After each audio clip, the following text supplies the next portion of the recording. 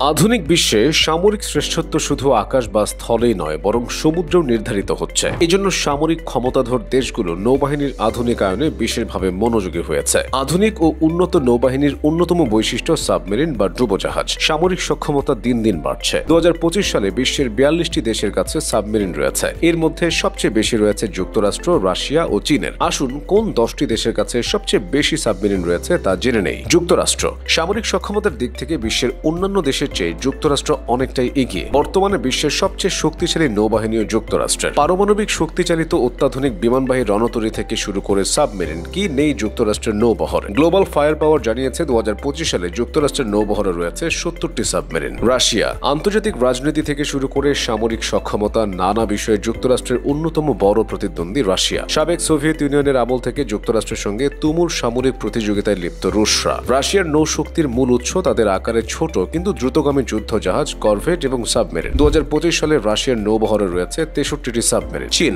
সামরিক সক্ষমতায় এশিয়ার দেশগুলোর মধ্যে সবচেয়ে এগিয়ে চীন। গত কয়েক দশকে চীনের পিপলস লিবারেশন আর্মি নৌবাহিনীর শক্তিও দ্রুত বেড়েছে। গ্লোবাল ফায়ার পাওয়ারের তথ্য মতে এবছর চীনের নৌবহরে থাকা সাবমেরিনের সংখ্যা 61টি। ইরান মধ্যপ্রাচ্যের দেশগুলোর মধ্যে সামরিক সক্ষমতায় বেশ এগিয়ে ইরান। বিশ্ব বাণিজ্যের কৌশলগত গুরুত্বপূর্ণ নৌপথ হরমুজ প্রণালীর অবস্থান ইরানের ঠিক পাশেই। হরমুজ প্রণালীর নিরাপত্তার স্বার্থে ইরান নৌ সক্ষমতার বিষয়ে বিশেষভাবে গুরুত্ব দেয়। দেশটির নৌবহরে এখন 25টি সাবমেরিন রয়েছে। জাপান বিশ্বের অন্যতম অর্থনৈতিক শক্তি। জাপান দ্বিতীয় বিশ্বযুদ্ধের ক্ষত সারিয়ে দেশটি অর্থনৈতিক ক্ষেত্রে দারুণভাবে ফিরে এসেছে। উন্নতির এ যাত্রায় শুরুর দিকে জাপান সামরিক খাতে তুলনামূলক কম গুরুত্ব দিয়েছিল। সময়ের সঙ্গে সঙ্গে এ মনোভাবে পরিবর্তন আসছে দেশটির। সমুদ্র বেষ্টিত জাপান নৌবাহিনীর আধুনিকায়নে মনোযোগী হয়েছে। গ্লোবাল ফায়ার পাওয়ার বলছে 2025 সালে জাপানের নৌবহরে সাবমেরিন রয়েছে 24টি। দক্ষিণ কোরিয়া প্রতিবেশী উত্তর কোরিয়ার সঙ্গে দক্ষিণ কোরিয়ার বিরোধ বেশ পুরনো। যুদ্ধ হয়েছে দুপক্ষের। এ কারণে সামরিক সক্ষমতার বিষয়ে দক্ষিণ কোরিয়া বেশ মনোযোগী, বিশেষ করে নৌ শক্তির ক্ষেত্রে। উত্তর কোরিয়ার তুলনায় সংখ্যা ও